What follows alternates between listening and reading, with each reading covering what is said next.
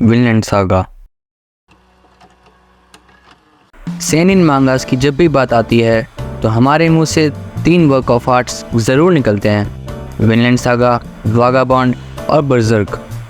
इन मांगास को जाना जाता है इनके unique philosophies, themes, complex topics और आर्ट स्टाइल के लिए। जैसा कि हम सब जानते हैं, विनलैंड सागा क्यों सेनिन के बिग 3 में आता है। I have no enemies at all. I have no enemies। और मैं आज दिखाऊंगा कैसे ये शो सिर्फ एक कोट या एक फिलॉसफी के लिए नहीं, पर और कौन कौन से रीजंस के लिए मास्टरपीस जाना जाता है। थोड़ी बात करते हैं शो की। आखिर इस शो को यूनिक क्या बनाता है? इसका एनिमेशन, इसकी फाइट्स, इसकी फिलॉसफी, इसके कैरेक्टर्स डिस्कस करते हैं। फर्स्टली, हिस्टोरिकली एक्यूरेट होना। अगर तुम्हें नहीं पता तो मैं बता दूं, विनलैंड सागा के most of the characters actually existed back in the day. मतलब थॉरकिल द टॉल, 7 फुट लंबा गुलायत सच में मर्सनरी था और वॉर्स में लड़ता था। और भी कैरेक्टर्स जैसे prince Canute, king Canute as of now, king Sweyn और खुद थॉरफिन उस एक एरा में एग्जिस्ट करते थे। मैटर ऑफ फैक्ट, इसके सारे इवेंट्स हिस्टोरिकली मैच करते हैं, जो कि एनिमे में देखना बिल्कुल ऑर्डिनरी नहीं है। जैसा हमने सीजन 1 में देखा, विनलैंड सागा एक एक्शन शोनेन है ही नहीं। अब तुम सोच जाओगे कि अगर S1 असली विनलैंड सागा नहीं तो फिर क्या, जबकि S1 को बहुत सारे लोग बेटर पार्ट बोलते हैं। और कहा जाता है कि सीजन 2 के बाद Vinland Saga fell off, the anime got boring and it's not what they expected. In my humble opinion, ये एक एपिक है जो बस एक random fun to watch anime नहीं, बल्कि वॉचर, उसकी पर्सनैलिटी और उसकी लाइफ पर ग्रेट अफेक्ट करने वाला यूनिक एक्सपीरियंस है। क्लीशे स्टोरी लाइन से लेकर पीक सीन का ट्रांजिशन, हैवी थीम्स को परफेक्टली पोर्ट्रे करने की आर्ट और केओटिक वाइल्ड पर्सनैलिटीज़ को लाइकेबल बनाना, ये सब विनलैंड सागा को एक एस टियर फिक्शन बनाता है। और पर्सनली मेरा सेकंड फेवरेट एनिमे भी। पर मुझे तब बुरा लगता है जब अनकल्चर्ड एनिमे फैंस इसके रियल थीम को समझते नहीं और फिर कंपेयर करते हैं अलग टाइप के एनिमे से, जैसे अटैक ऑन टाइटन, जो कि अपने एरिया में अच्छा कर रहे हैं। Which drives me to put my thoughts on this topic. इसीलिए आज हम डिस्कस करेंगे इस मास्टरपीस के इन डेप्थ एनालिसिस को।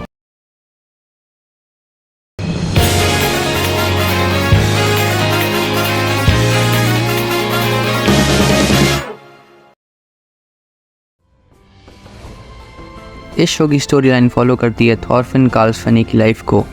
एक 5 साल का मासूम बच्चा जो कि अनजान होता है अपनी लाइफ की हार्श रियलिटीज़ से, जो कि भरी होती है हैवी थीम्स जैसे ब्लड थर्स्टी सेल्फिश वाइकिंग्स जो अपने मतलब के लिए सिनेस्टर से सिनेस्टर काम विदाउट अ सेकेंड थॉट कर देते हैं, नेवर एंडिंग वॉरफेयर्स जिनके इम्प्लीकेशंस नॉर्मल लोग जैसे थॉरफिन और उसका विलेज झेलता है। अब इस पॉइंट को मैं वीडियो में आगे समझाऊंगा।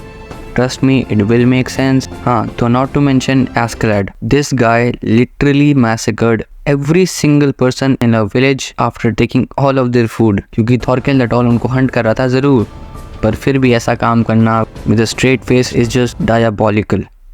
Anyways, विनलैंड सागा इसी साइकिल ऑफ रॉन्ग डूइंग्स और हेट्रेड के ऊपर है, जिसके बीच में थॉरफिन अपनी लाइफ डेडिकेट करता है।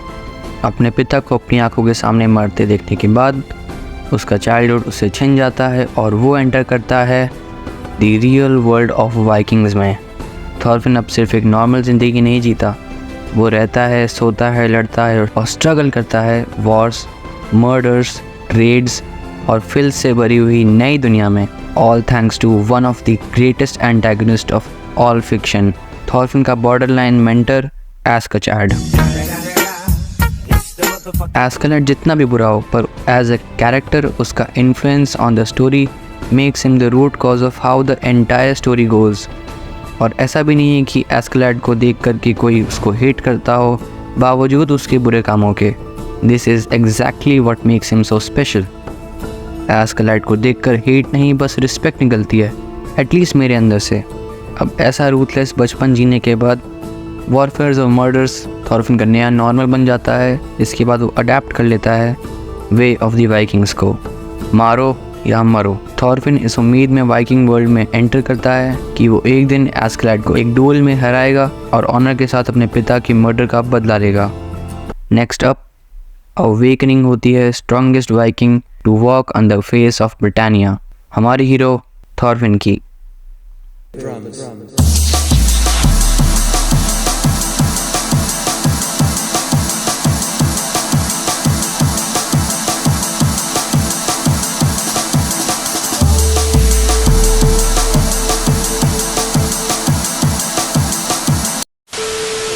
this point, watchers experience करते हैं one of the best character dynamics written in fiction, Askeladd और Thorfinn. Askeladd Thorfinn को अपने mercenary band में ले लेता है, जिसका contrary Thor चाहता था. You don't have enemies. Nobody in this entire world deserves to get hurt. Thorfinn की बदले की फ्यूरी उसको किसी भी हद तक ले जाती है. काउंटलेस लोग मरते हैं और थॉरफिन कन्वर्ट हो जाता है एक रूथलेस किलिंग मशीन में, powered by a toxic fuel of vengeance, जिसको Askeladd, being a smart and strong man he is, sees it as an opportunity to use Thorfinn's fury as a tool. Thorfinn की revenge की आग एस्केलैड harness कर लेता है, जिससे वो countless battles में अपर हैंड लेता है. नॉट टू मेंशन एस्केलैड, थॉरकेल और टीम कनूट साथ पे काम करते हैं. एस्केलैड किंग स्वेन से मिलता है और उनसे बार्गेन करता है वेल्स की सेफ्टी के लिए, जिस सजेशन को स्वेन बेइज्जती करके रिजेक्ट कर देता है. This is where things take turn. Askeladd अपना रिजॉल्व पूरा करता है by sacrificing himself for his people.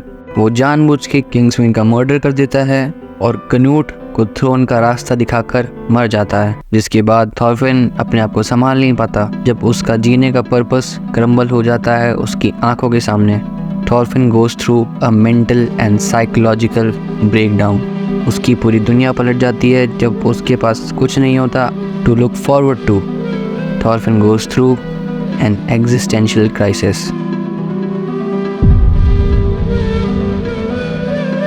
Thorfinn ने आज तक जितने भी बुरे काम किए हैं, जितने भी लोगों को मारा है, जितने भी विलेजेस लूटे हैं, वो सब वेस्ट हो जाता है. At this point of time Thorfinn gives up.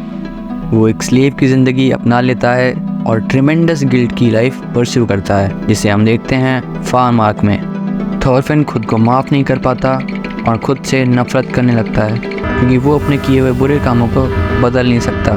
मेरे हिसाब से स्टोरी का ये टर्न विनलैंड सागा है. हमें सीज़न 1 में वॉरफेयर्स, क्राइम्स, रेप्स और काउंटलेस डायबॉलिकल सिंस दिखाए जाते हैं, जिन्हें वॉचर्स नॉर्मलाइज करके आगे बढ़ जाते हैं, क्योंकि वो तो पार्ट ऑफ द प्रोसेस है स्टोरी का, राइट. विनलैंड सागा इसी जगह ऑडियंस को एक पॉज देता है और हमें दिखाता है वॉर्स का असली अफेक्ट क्या होता है ज़िंदगियों पर. गलत कामों का असर ना सिर्फ विक्टिम झेलते हैं बल्कि खुद मेन कैरेक्टर, रिजल्टिंग थॉरफिन खुद वॉर्स का विक्टिम बन जाता है. थॉरफिन की फेट उसको कन्विंस कर देती है कि no good thing has ever happened to him.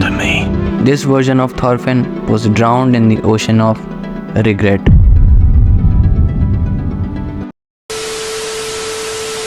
अब इसके आगे की बात किसी और वीडियो में करेंगे. हाँ, इसके बाद मैं विनलैंड सागा पे वीडियोस बनाऊंगा, पर थोड़े टाइम बाद, शायद सीजन 3 के रिलीज़ के आसपास. तब तक के लिए सी you. Vocal percussion on a whole nother level, coming from my mind. Vocal percussion on a whole nother level, coming from my mind. We're gonna